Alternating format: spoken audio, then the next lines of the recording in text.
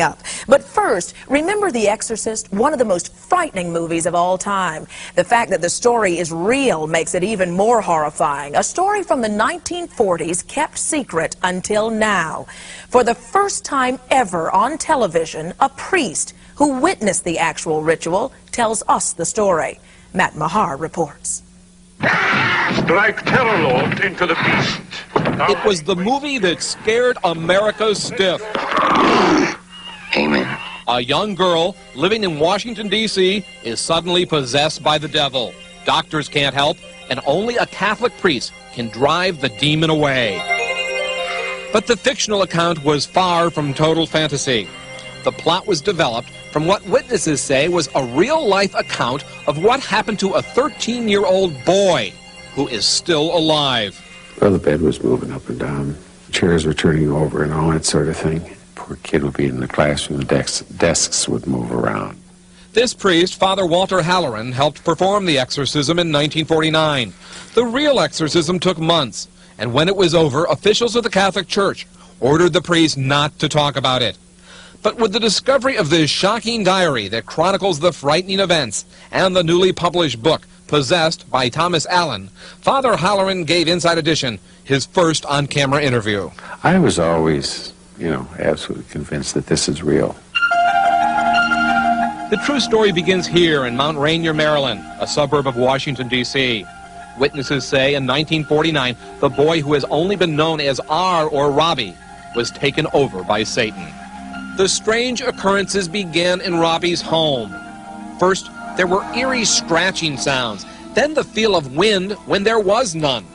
According to Reverend John Nicola, an expert on demonology and a consultant to the Exorcist film, Robbie then started manifesting symptoms of possession. His body was thrown up and down off a mattress, and he was bounced around. And then possession, of course, the personality entirely changed. The medical doctors could find no answers. The family, although Lutheran, turned to the Catholic Church and asked for an exorcism. The church assigned Father E. Albert Hughes to the case. Just like in the movie, the priest had to visit the home to see for himself if the child was really possessed. His language was very, very vile. Specifically, when anything sacred religious was brought up in conversation, it was a very vile response. Father Frank Bober worked with Father Hughes back in 1980. Right before the priest died, he told Bober about Robbie. The boy did reveal to Father Hughes things about his past, events and circumstances that were known only to Father Hughes. In the winter of 1949, Robbie was moved to Georgetown Hospital. He was strapped to a bed, and the exorcism began. The priest read from a centuries-old Catholic guide to exorcism called the Roman Ritual. But the exorcism was short-lived when Robbie asked the priest to untie his hands. So he untied the boy's arms, and apparently he broke off a piece of spring from the bed because everything dangerous was removed from his reach. He was very dangerous at this time, his behavior. And with one slash, he opened the exorcist's arm from here down to here. Thomas Allen, the author of Possessed, recalls from his research that the exorcist must never lose his concentration. The commitment between the exorcist and the subject who is possessed has to be just ironclad. There can't be any interruption or any break between them. And something did break with Father Hughes. Father Hughes stopped the exorcism. Gino Catalano was an altar boy at the time. He remembers the effect the ordeal had on Father Hughes. In a matter of months, his hair turned from brown to gray, and he went from a very strong person to a kind of a weak person. After the exorcism in Washington, D.C. failed, Robbie's family brought him here to St. Louis to stay with relatives. There were more doctors and more psychiatrists, but again, nobody could find out what was wrong with Robbie. And again, the family turned to Catholic priests. This time, the Jesuits at St. Louis University. They were very desperate. Father Walter Halloran was just 29 years old in 1949. He's one of the few priests still alive who witnessed most of the exorcism.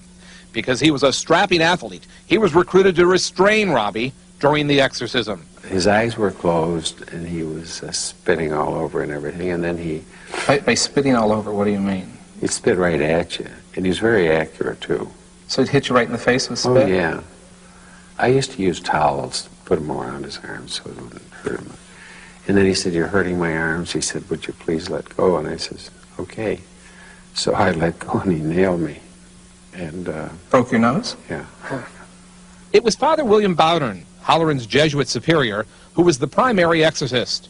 He and at least one other Jesuit kept a detailed diary of what turned into a 3-month frightening ordeal.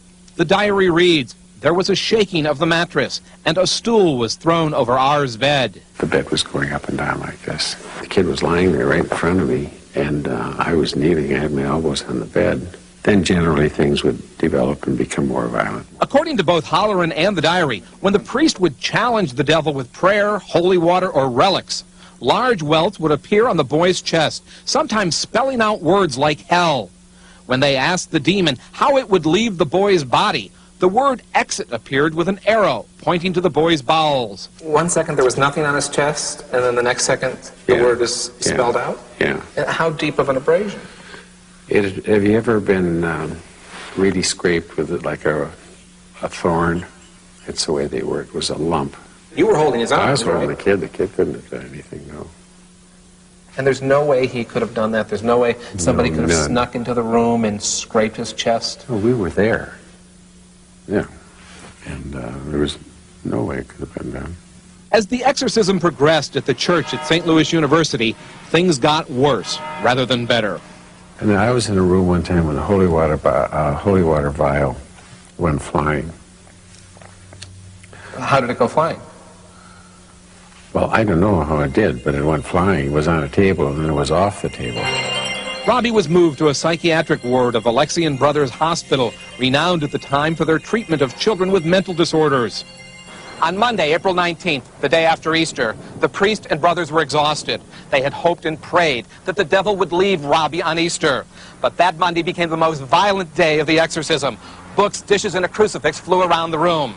And according to the diary, when Robbie opened his mouth, it was the voice of the devil that came out. The person takes on the personality of the devil and talks as the devil.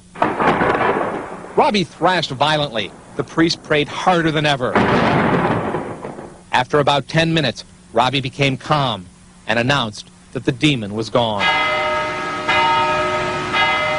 The hospital room was ordered locked, and no one went near it for 30 years, until the building was torn down. When the room was unsealed and the furniture was removed, the diary was found. They had all been told not to speak about it. In fact, the cardinal said it was not to be spoken of, not to be preached about, not to be talked about. Finally, peace had come to Robbie and his family. All of them became practicing Catholics, and it's believed that Robbie attended Father Hughes's funeral in 1980. The Jesuits kept an eye on him in one way or another for a few years. Back in Maryland, the house on Bunker Hill Road no longer stands. Abandoned for years, the fire department burnt it down as a training exercise. But some think there was another reason to get rid of it. I've heard that many times, that it was the house of the devil. The neighborhood has since been haunted by tragedy. Just in a 3-block area of Robbie's former house, there were 6 brutal deaths between 1982 and 1985. Perhaps demonic possession still lingers on. You do believe that the devil was present there in this boy? Judging from what he did and what he said, yes.